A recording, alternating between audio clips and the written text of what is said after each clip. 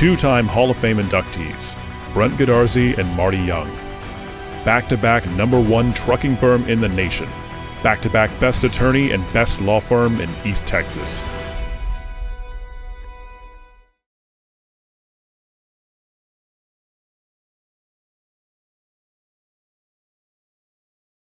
Hello and welcome to this week's episode of the Alan Metzel Coaches Show. Your eyes are not playing tricks on you. I'm not Jeff Rash, nor am I Todd Robinson. I'm the third string correspondent in this, Joe Dodd. And I'm here today with head coach of the Gilmer Buckeyes football team, Alan Metzel, for his weekly coaches show.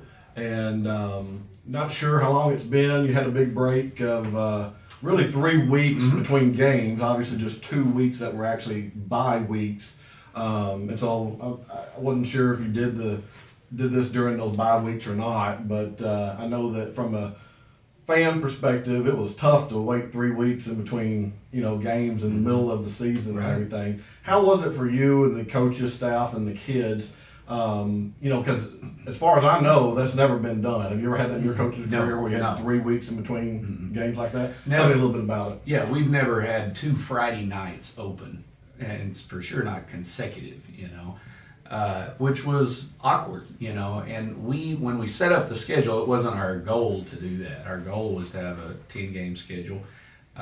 Without getting into details of how things worked out, we had something set up, and then that fell apart at a last minute, and then we're not able to find somebody. We called Arkansas, Louisiana, Oklahoma. We tried a lot of different places, private schools, and either due to other schools having 17 districts, and so they were in district and couldn't play us, or maybe they didn't want to travel here, or maybe whatever, that it just worked out that way. So having that scenario take place, we could sit around and think about all the reasons that wasn't good and all the things to overcome. And instead we tried to flip it and say, okay, let's make this positive, and I think we accomplished that.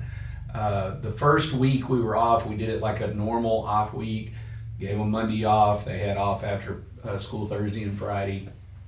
Had 2 after school practices, Tuesday, Wednesday. Of course, we were working during the period every day. And putting in our game plan for Pleasant Grove and that sort of thing. So we were able, by doing that, we were able to last week go hard. And I say last week, the week prior to the PG game, and really work our game plan versus them.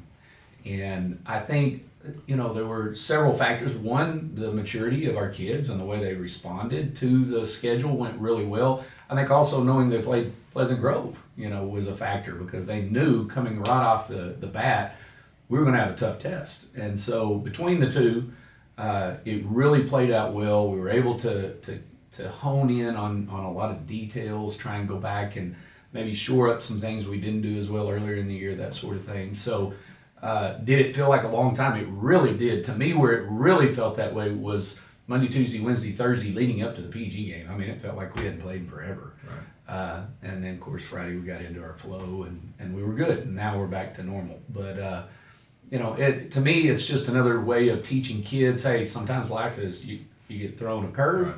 You go, okay, how are we going to deal with it? Teams that deal with it the best, they have success. And that goes with what you're trying to teach these kids anyway. Absolutely. Another life story about, like I said, things don't always go exactly as planned, right. So you have to make adjustments. In this particular case, I know that Pleasant Grove actually had a bye week as well. Didn't have 2, but they did have 1, right. So they had 2 weeks to prepare for you. But I think personally, especially from the defensive standpoint, that the 3 weeks really enabled y'all to do something that is difficult to do these days, is to prepare for a team like Pleasant Grove that's a wing team. Now, I know we see a little bit more of that now because they've had some success, teams that run that. But the reason teams that have had a lot of success with that is because you just don't see it much anymore compared to when we played. Right. We saw it all the time. Right. And so we practiced against it all the time. And so that's totally different today when most of the time you're seeing spread teams, things like that. And so, or even if you do have a running team, it's usually more traditional I and all that thing. But with this, with that wing tee and having no assignments and who does what and all these things and trying to stay true to those things, did that help you? Absolutely. That 3 weeks kind of get ready for that? And sure. Well, and here's the thing. One of the hardest things about pulling off what you're talking about is your scout team, because it's so foreign to what you do. Well, when you're trying to give that look, man, you usually give a really bad look. And so the team is practicing against things that aren't always the same. Well, by the end of 3 weeks, because I help with the scout group, me and our little group of scout guys, by gosh, we knew the plays we were running because we'd done them for 3 weeks. So, we were getting better at that, and so it gives a better look to the defense. They get a better feel. They're able to pick up on some of the smaller things, whereas a lot of times, we're not showing the smaller things because we're just trying to remember what play it is. So anyway, I think all of that definitely played into a positive, and man, did our defense play well. Well, you segued right into what I was going to ask, because I was kind of stunned. Normally I keep stats of the game, and I had to pinch hit and then do the broadcast, and so we didn't have any official stats. We had a couple people kind of watching and scribbling a few things here and there, and we were close. But when it all turned out yesterday, I went back and I watched the tape, and I put the stats in the computer and everything, and put all the plays in just to see. It came out that in the first half, Pleasant Grove ran 21 offensive plays, and they had 4 total yards. That's pretty dominant. I've never seen that ever in the Gilmer team, at least. I guess a team that was coming into the game averaging over 350 yards a game just in rushing. Right. And to hold them to 4 total yards first half, I think 6 straight, 3 and outs, and there was a fumble, turnover, and this, that, and other. That had to be very impressive. I know I said on the broadcast that your defensive coordinator, Tommy Edwards, who was a Dangerfield graduate, was in Dangerfield in the mid-'80s. When Dangerfield did that kind of stuff every week, he had to feel like he was in a time machine and went back, to that. And, today, though, I don't think even those Dangerfield teams would do what they did back then with offenses today. Yeah, it's different. The rules are different. It wasn't a throwing era, exactly. So scores are much higher now. Back then, 17-14, that was a high-scoring game. So for this to be like it was, and the defense to do that, had to just be amazing feeling. Mm-hmm. But then on the flip side, with less than a minute to go, you're only ahead 7-0. Mm-hmm. Yeah. So it had to be kind of a surreal game. And I think I wasn't like from a standpoint that we were only up 7-0. That I felt like we would get some things going. And we had moved the ball, we had a turnover too, that sort of thing kind of threw us in a pinch. But having said all that, we knew we were in a game with a good opponent. Exactly. And so when I still believe they're the third-ranked team in the state. I wouldn't argue that. I wouldn't really down a notch. No, they were a very, very good team and showed it. I mean, they were things that they were causing problems on our side. Because they're good. Yes. It wasn't so much, we just didn't do our job. No, they defeated us on that play in this area. And, for that, that's competition, and you appreciate that. And then it's on us to figure out how to overcome that sort of thing.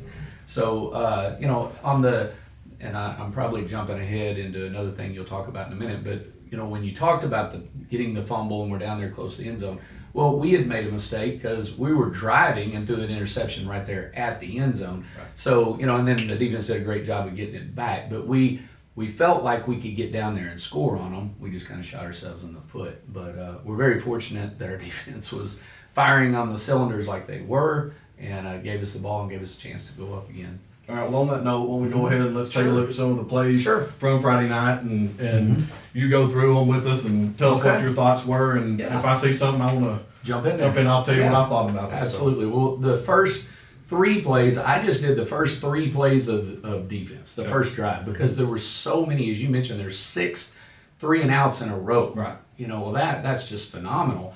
And I just wanted to capture no first down. No first down. Yeah. It's just the whole half. The whole first half, not amazing. 1 first down. That's amazing. So take a look here. Here's our defensive front. And I've got Connor Dunn and Elias Castillo highlighted there. These are the 2 on this play. Now, as you mentioned a minute ago, versus this offense, it's all assignment football. So everyone has to do their assignment. In this case, it allowed these 2 to make the plays. In other cases, it freed other people. But watch those 2 guys specifically. You're going to see Connor get off the ball, beat his guard, and then Elias was like shot out of a cannon, flying in there to attack that gap and hit the running back in the backfield, that, to me, that first play set a tone. Well, and what it tells me is that your kids trust what the coaches told them. When they're willing to go all out, there's no doubt. So it tells me that the kids knew that, hey, our coaches have us prepared for this, and if I do what I was told to do, I'm going to have success. And, I mean, you saw it. That was the result. That was the result. Here's a second down play, and you're going to see I've got highlighted Tyson Wilson here. He comes downhill, and watch the hit he puts on this guy. So they blocked up our front pretty well here, but our safety, Coach Edwards has him down in the box, and he comes down and just puts on a really good hit, brings the running back down. So now they're in a 3rd and 6 situation. And so here we are, and I didn't even write down a single person because this is like the whole group. Right. So you can see every one of those arrows, every guy is keeping leverage. It's all about leverage versus this style of defense. So you're going to see, our outside contained guy, which is Jeremiah Noble, and then you're going to see Aaron Bell, and then you're going to see Connor Dunn, and then you're going to see Braylon Ward. But then because each of them controlled their gap, well, then our 2 linebackers, which was Elias and Chris Guillen on this particular play, they slide right down the line, and here they are. And I've got them circled right there, and they come in and hit the guy right there, stop him for no gain, and now they got a punt. So that, honestly, you could almost just copy those 3 plays, and that was the next 5 series in a row. Right. Just tremendous effort, taking care of doing what you were coached to do, being tenacious, being physical, all of that. I can't say enough about the job that they did over there. So I'm going to move from that. I'm going to go to our next defensive clip here. I went heavy on the defense in this game because there were so many plays. And you're going to see Braylon Ward and Amaro Arona making plays. Now, I start the first time, I want you to focus on Braylon here and just watch. He gets blocked down on him and watch him fight through the block and then come down and make the play and just so physical. From behind. The guy. And I noticed that several times and said it during the broadcast that here's a guy that weighs 300 pounds. Oh, at minimum. And and he is so quick and agile to be able to tackle running backs that are very fast from behind. Correct. And it's quite impressive. I mean, I don't remember 300-pound guys being that athletic when I was in school. No. And he is extremely athletic. He really, both his brothers were running backs for us. He's like a running back in a 300-pound body. He's nimble in the way he moves and so forth. He's going to make a really good college player.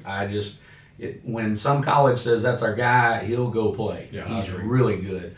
So here's Amaro, and I want to show you him from the outside. I went with the wide vision version here, but he's setting the edge. His job against this offense is to set the edge where they have to turn inside, which is where the guy turned in and got hit by Braylon. But watch how physical he is here on the edge where he just stops that movement with those guards that are pulling out. And Coach Gibson specifically mentioned to me after the game, he said, number 3 and number 44, he said, those guys are just special. And they are. And one thing that, I think is important to note when we're talking that assignment football, especially on defense, you're asking kids that normally you're teaching, go get the ball, go get it. That's why they're really aggressive. I mean, they sometimes have like maybe a gap to kind of cover or something, but most time it's like go get the ball. But in this, it's totally different. You're saying your job on this play when you see this is to do this, and they're kind of like, oh, I want to go hit the back, and you see that, and they have to trust the rest of their guys to make the play, do their job because they want to go make the play, but that's not their job on that assignment. That's exactly right. It's definitely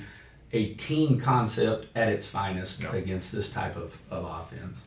Okay, our next one. This is the fumble play down close to the end zone. You're going to see Elias. He does a great job disguising. He's going to end up blitzing through, but watch how he's late in showing it and times it out, is able to come through from behind, creates the penetration. On the handoff, I noticed. I saw a different angle of it, and he just swiped, and I mean, it was knocked perfect. The ball on the ground. And then Seth Jordan dives on the ball there at the end. And, that's huge. Here we are, with 11 seconds or so to go in the half. And now we've got the ball on the 1. So I'm going to switch over to the offense. We're at the 1. We try to go in. And I think one of the plays is we might have gotten in. One of the other ones, they just stopped us. So then we have a third down play, we score, but we held, and we did. I see it on the film, we did. So now we're back at the 11, and there's about 5 seconds to go. And I've been asked this by a handful of people, so why didn't you just kick the field goal? Well, I said in the broadcast, I would kick if I was here, but I'm not going to challenge you. You had a great record, so there you go. I appreciate it. In the state championship, we had 6 seconds, and I did kick it. Now they blocked it, and so I have to say, I just went with my gut on that one. I just had a feel that we had a play that we could get them on. And I went with it. I hoped that if it didn't work, we'd have just a little bit of time to be able to come in. Right. We threw it because then that way the clock would stop. As it played out, we would have had a second. Right. But you never know. You never know. So it's one of those. A good friend of mine, he texted me in the morning Saturday. He said, "I love that call where you scored with right there at the end of the half."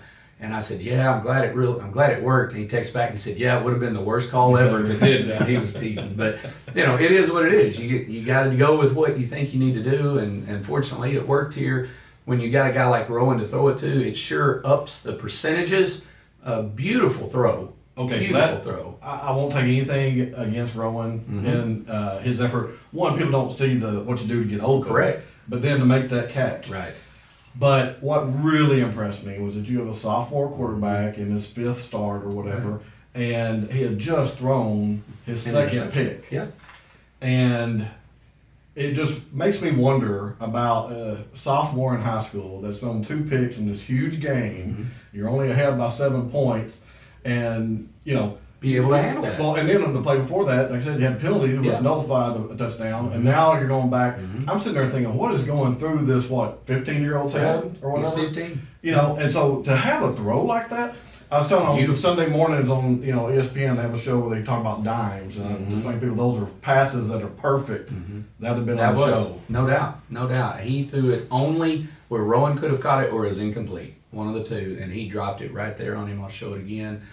His rhythm of his throw, that's the part a lot of people don't understand. The rhythm, if you throw it too early, it's out the back of the end zone. Right. If you throw it too late, the defender's there. He was right on rhythm, threw it to his leverage, touchdown. Now we're going up 14-0, and man, was that a huge boost. Well, I'll say, obviously you knew your defense was playing well, right? And you felt like you could score, but you hadn't done it yet other than one time. Correct. And so to go up 14 that was big. Had to be really big, knowing that you got the ball in the start of the second half. And then of course, we're talking about adjustments that everybody makes at halftime, and we knew that you'd be making adjustments offensively from what they were doing. And so when you came right back out and boom, boom, boom, 3 plays, you scored.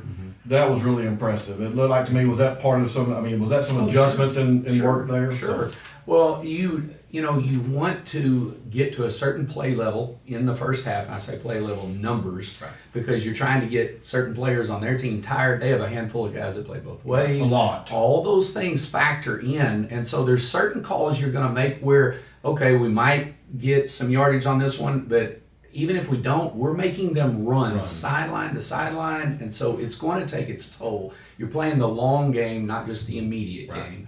And so I think you saw that in the second half, and so here we come out, and this is the touchdown on this drive. We haven't run Caden just a whole lot this year, and part of that is because it's a long season, or at least we hope it is. You got 2 great running backs. Exactly. There's a whole lot of factors in there, and you don't want to put too much on him. And so, but in this game, we opened that up a little bit more. And he was a leading rusher. He had 92 yards. I said 85 right in there, somewhere in there. Yeah. But and he's very impressive on the run. He can go. I personally think, no offense to his older brother, I think he's a little bit better runner than his older brother. He's a good runner. He's a different runner. Brandon is more slippery. He's more of a bull.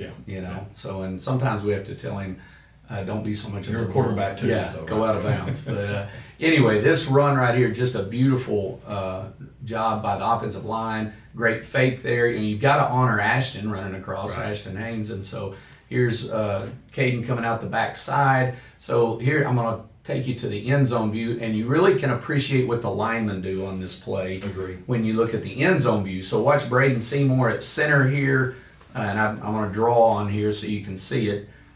He gets the backside cut off.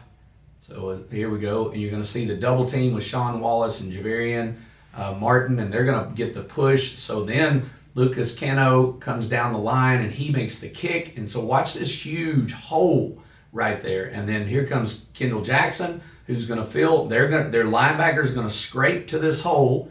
Kendall gets him, and well, now it's just Caden running to the end zone. So let me ask you: was that play? Were there any halftime adjustments involved in exactly how you blocked that? No, or was that just normal? That one we have rules. So depending on where they are, we're built in. Okay, if they're here, we do it this way. If they're there, we do it that way. But going to this had to do with the fact that we felt like we had gotten into their defensive linemen a little bit. And there's a little bit of fatigue. We thought they're so big. Right. We knew, okay, we're not just going to line up and go run right at them in the first drive. So you had to get them moving a little bit and then try and attack them that way. And we had success there. Okay, so we'll move from there, and we've got Amero's pick 6. How about that? That was big. They've gone and scored, so now they have a little bit of juice in them. And here's Amero on the side. Now you can see here his job in this versus this offense. When he sees pass, he's got to drop to the hook zone. So he does that. He sees the running back, jumps it. Of course, we had pressure. Aaron Bell got pressure on him, and then he takes it back for the touchdown. Amero is just a phenomenal football player. I said in the broadcast that, pound for pound, he's got to be up there with the best linebackers we've ever had, including my brother, who's his coach now, yes, and other great linebackers that we've had. Yeah, absolutely. All through the years, he's up there with them. He's in the top 10, no doubt. And he's just a ball player. That's just like he's a football player. Yeah, he's just a football player, and people go, well, what do you mean by that? Well, it's not like he's the biggest guy. He's not necessarily the fastest guy. He's big enough. He's fast enough. But he's just got that grit, and a passion. He's always around the ball. Yes. Always making plays. He plays so hard. So that we're grateful he's on our team. Okay, here's our Caden to Rowan Flewellen, another touchdown pass. The way this set up, you really would have thought he was going to throw it to the outside. But we tell him, if in wonder, if in doubt, and you throw it to Rowan, we're not fussing at you. So that's kind of his rule of thumb. If he can get it to him, we let him. He did a great job. This is right after they had batted a pass down, and he stuck it in there in between several guys. And then, of course, Rowan's got that gift where you can't tackle him. He's got that great core strength, a lot like Curtis Brown in that regard. Yes, he's twitchy, and people it's like they have something on him where they just can't grab him. Well, and going into the game, I don't know if you read it because I was really late in getting you the notes for the game, but I just took a look back at the 2 times we played them last year just to see, and sure enough, what jumped out was that Rowan last year in 2 games against Pleasant Grove had 15 receptions for like 308 yards and 2 touchdowns. Right. And he ate them alive again this past time. So obviously, the old saying about big time players make big time plays in big time games. You see him do that a lot. Yeah. The game is slow for him. Yeah. He plays a lot faster than everybody else out there. His confidence level, of course, he's gifted athletically, but his mind moves fast in those games, and that's when you have guys kind of like allows that. him to anticipate those hits that he kind of knows what he's going to do before he even gets hit. It seems like, right? Exactly. Our last one here. This is going into the very last drive of the game, and I could have picked a lot of different defensive highlights, but this was the last drive. It kind of just finished it. This is Kendall Jackson. He comes on a stunt. You can just see his effort here, and one of the reasons I picked it's right here at the end of the game. He's still playing so hard. Comes in, gets the sack of the quarterback.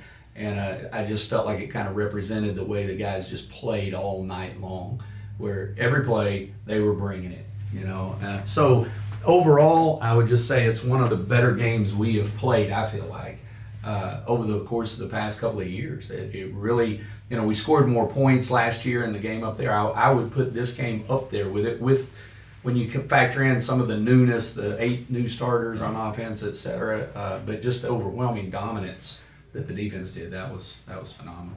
So at the end of the game, one of the things that many people noticed, and I made note of it in the booth, and we stayed on it on the broadcast instead of getting off really quickly like we normally do, was, and I didn't notice like how it came about necessarily. I just looked up and saw that it was happening, but both teams came together at midfield and took knees. Kind of interspersed together. It wasn't like all white uniforms over here and black uniforms over here. And so, and then Coach Gibson from Pleasant Grove came, and y'all were standing side by side with your arms around each other. And of course, we couldn't hear what you were saying up in the press box, but we saw both of you talking to each team, and then we saw everybody, removing their ball caps and bowing their heads and saying a prayer. And it just got to me about, how amazing it is to see, these kids and coaches, battle on the field and then get together afterwards to, just be together and share in a moment and everything. Just tell me your thoughts about that. Well, it was Coach Gibson came to me before the game and asked about it. He said that they had done it earlier in the season, and would I be open to doing that? And I said, absolutely. That we talked about how we both respect each other's program and how the kids work, and they fight to the finish no matter what the score is, whatever. And they did the other night, as absolutely. well. And he said, would you be interested in doing that? And I said, sure. So I went in and told our guys, hey, at the end of the game, this is what we're going to do, and so forth. Everybody was great. And so at the end of the game, and this is what a battle the game was all throughout the night. Very physical, had to give everything you had. And then to be able to go out there, like you said, intermingle, put your arm around somebody, right. Respect them, for who they are and what they give and their level of commitment and so forth. We talked about, man, this is the picture of how life ought to be. Sure. This is what you want in your community. This is what you want our country, to be able to do that. Okay, we may disagree on this or that or whatever. We're still humans, right. Created in the image of God. And when you understand that and you can respect that, well, then you can care about the person. You can love them and whatever, even if you don't always agree. And that was just a great moment of why we have high school athletics. That's why when people go, why do y'all, spend money on uniforms or, the stadium or whatever? Well, it gives us opportunity to gather in a place, have a blast, yell and cheer and whatever for our teams, and still be civil, and do it the right way. And that's a blessing. Well, I think a lot of people miss, if you haven't played especially, it can get quite chippy during the game a lot of times, and you're, that guy that you've been, beating on and he's beating on you the whole time. A lot of times at the end of the game, you don't really necessarily want to be good friends. But this, like you said, forces that, and it's really a good thing because, it takes that out where, you can say, hey, we can go to battle and do all these things and yet come together with a common purpose. Right. And so I think it was great that it was good. I commend both of you. I appreciate Coach Gibson leading and bringing that up, and I'm glad that we were able to do that. All right, so that puts you at 5-0 on the season. And one of the things that I noticed, early in the season, when all the preseason polls come out, and I know they don't really mean a lot, it's really hard on the high school level to predict who's going to have success. Right. However, there is a little bit of science to it, and a lot of times, it's not like people just disappear usually out of the top 20. And all 5 of your first games were against teams that were ranked in the top 20, technically top 19, of Division 4A, Division 1, or Division 2. And I honestly thought it was very easy for us to lose 2 or 3 games out of those 5, coming into the season. And so to finish 5-0, what are your thoughts? Well, when we set the schedule up, you always want to have a competitive preseason, especially if you feel like you've got a chance to do something late in postseason, because you need that challenge. However, that doesn't mean that you want 5 killers, right in a row, and it is what it is.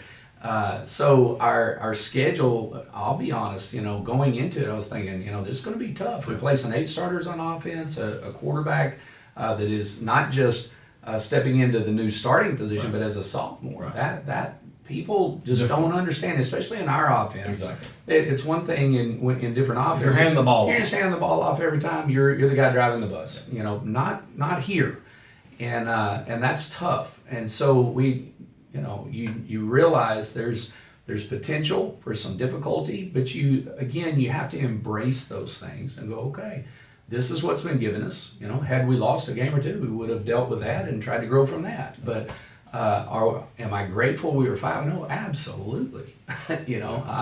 I'm not one of those that goes, well, I think we probably needed that loss to get. No, I don't think you ever need a loss to learn something. You can learn from winning. Sure. You can learn it from whatever, So, but you have to be disciplined to train people to learn during the win, It's easy. What happens many times is when a person or a team wins, they relax. Right. And you can't do that. But that's part of developing that mental discipline to continue to look at the little things and to self-reflect and see all the things we didn't do right and be honest. Right. I was saying it's easy to go, well, those mistakes I made didn't hurt us. Right. So we won the game anyway. They get and you then in the next one. you don't correct them and you don't give that effort the next time to Right. think, oh, we won. Right. So I think sometimes in a way it might be harder.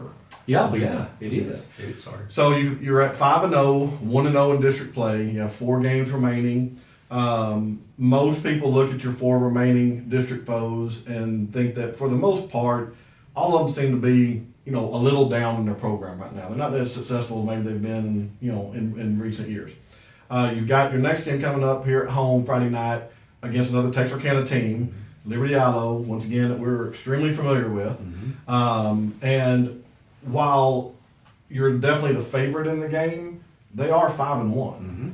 And they're really riding a high there for their program, and they feel good about what they're doing and everything. So just talk a little bit about the challenges for the next 4 games, and then we'll get into specifically Liberty Ilo and what they're doing and what you see from them. Okay. Well, this is our second phase, so we always try and look at it in, groups, and this is our phase of our district. And we know all these guys because we've pretty much been in the same district with them for the past 4 to 6 years, whatever it's been. And so you've seen them in 7th and 8th and 9th and 10th. So we know who they have and they know who we have and that sort of thing. So, sometimes there's records can fluctuate. I know Spring Hill has had a quarterback or 2 that have gone down. Well, that affects your record. Sure. We've seen North Lamar. They've won a couple of games this year. I think they're on the way. They're moving forward. They're getting some consistency in who their head coach is, et cetera. You got Tristan Averin up in Pittsburgh, who's still putting his imprint on the team. So all those things are in flux still. So I think the fan just looks at a record. Right. We look a little deeper. We know what players they have. We know, hey, this guy's been out a couple of weeks. He's probably going to be back in 2 weeks or whatever. That's going to change a whole dynamic of their team, that sort of thing. So first of all, I really am not even looking at those other ones yet. Right. That first of all. But we also understand that when we get there, they could be very different than where they are right now. You look back at Pittsburgh last year, and they went 0-5, 0-6, and then just had a tear. 3 deep or something like that. Went 3 deep and were as hot as any team in the state of Texas, and barely lost in their playoff game in round 3, if I remember, 2 or 3.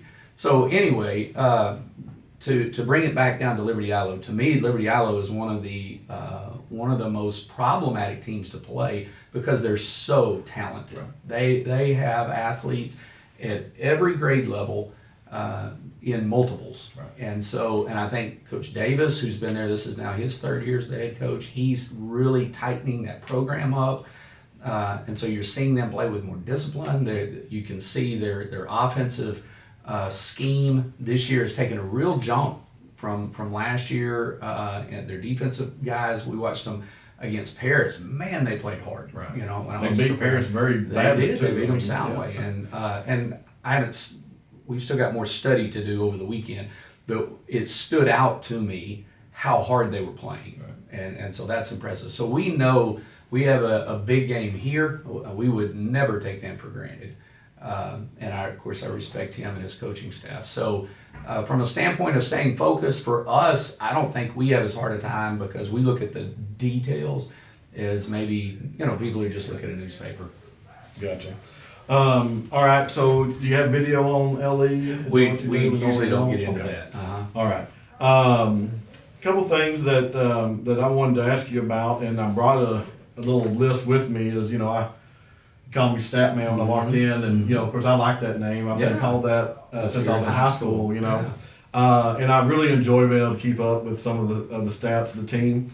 And I've noticed, obviously, when you're doing this, and I think a lot of people don't, that's why I wanted to bring it up, is that you've got 2 players specifically. They're seniors, of course, because, on a career record level is usually what it takes. You got to play a few years, and here to do it. But both Rowan Flewellen and Ashton Haynes are really climbing the charts on offensive, records for Gilmer. Total offensive yards, both of them are within 200 yards of having 3,000 career total offensive yards. Pretty impressive. And those are really in, about 2 real full seasons of play. And sophomores, played a little bit here and there, but so once they do that, then they're in verified territory. You're looking at all these names here of Darian Godfrey and Manuel Johnson and Luke Turner and Chris Boyd and Justin Johnson and McLean Carter and Tommy Palmer, and it's rarefied air. Yeah, they're all D1, really good D1 players, and everything. Your rushing yards, Ashton has 2,229 rushing yards. He's in the top 10 or about to jump in the top 10. I do my counting here. Rowan, of course, last year actually became the all-time leading receiver in every category, basically. So he's just padding his stats. Now he has he has a real good opportunity of becoming the first 3,000-yard receiver at Gilmer. 2,720 yards in his career, 180 receptions. Ashton is in the top 5 now in rushing touchdowns with 35 career rushing touchdowns.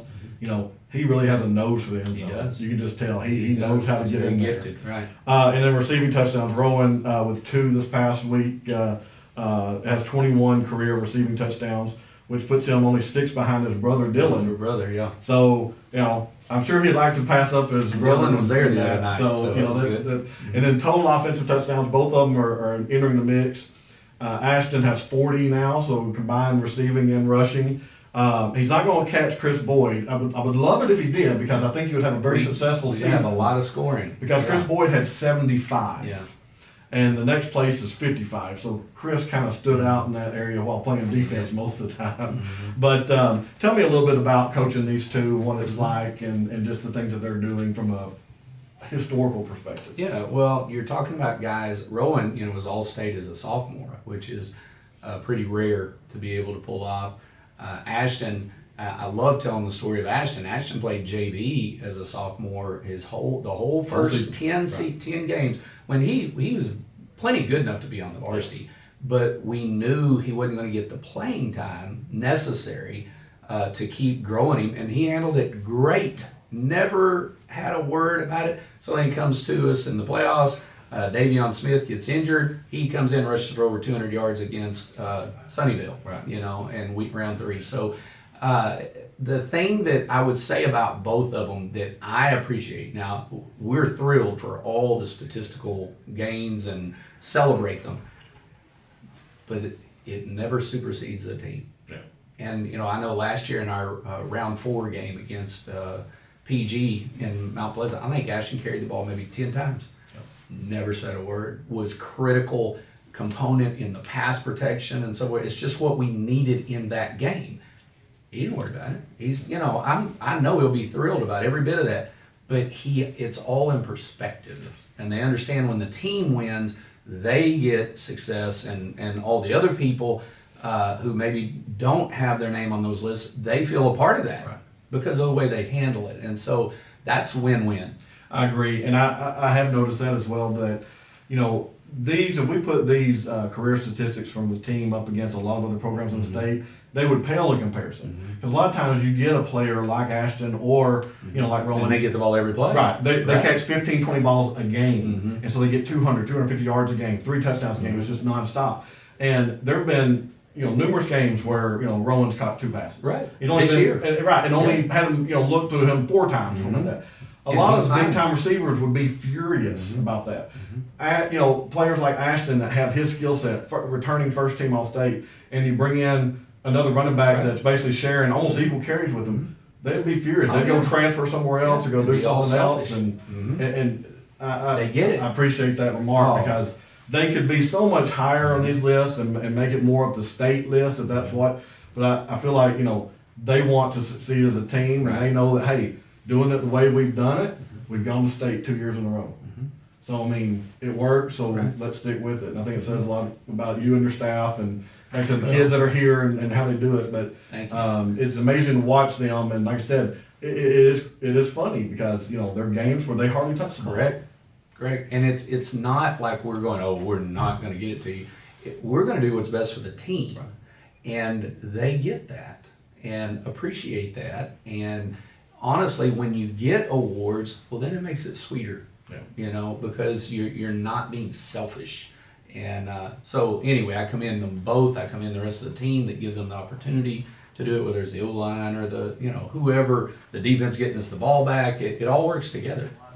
All right, and then a couple last things. One is during that 3-week break, you had an opportunity to show the team and I guess the fans to some extent some new uniforms that you got. Yeah. So tell us a little bit about those and the reaction of the kids and everything. And I think we've got some video to show on that too. We we live in an age now where there's all the alternate uniforms and so forth, whether it's Oregon or Baylor, whoever, Oklahoma State, they're all big on all those, and every team has them to some degree.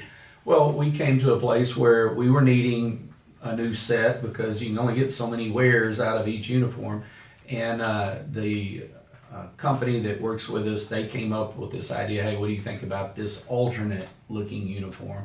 We went to Mr. Albritton and talked to him about it. It was within the bounds of finances and so forth. But we wanted to do something where the kids would go, wow, this is cool. And, I know in the past, and we went orange, and man, are they orange. Yes. And I know in the past there was an issue with that or whatever. So I put out some feelers, and talked to different people in the community and like, hey, is this okay? We do this. And so anyway, I didn't just dive in there blind. And they were like, yeah, go for it. So, and I think it's a different time now. We're in a different era. And so anyway, we kept it secret, and that was kind of cool. The kids had no idea. And so we had a kind of a team building night the other night, a couple of weeks ago, and played dominoes with them and shot some basketball and fed them, and then brought those out, and they went nuts. And that was neat. So I've had some fans ask me, so is that replacing black or what? No. There'll be a home uniform because UIL constitutes orange as dark, regardless of what shade it is. So it'll be a home uniform. But we'll always be black and the black flag and all that. This is something every now and then that we'll do as an alternate. And so we plan to break them out against Spring Hill in a couple of weeks. This Friday is the Pink Out, where we're focusing on that. We didn't want to distract that. Right. We want the emphasis to be on the cancer awareness. So we'll stay with our normal look. Any chances of wearing them in the playoffs? Possibly. Yeah. That'll be something we'll talk with captains and that sort of thing. We'll think that through. But anyway, they love it. I think it'll be fun. Well, we've learned you can't please everyone all the time. No. I'm sure some people won't like it. And the last time I was singing it, I've never seen it during my time from the 80s on. I don't remember. So I think they might have worn some orange uniforms sometimes like in the 60s and 70s.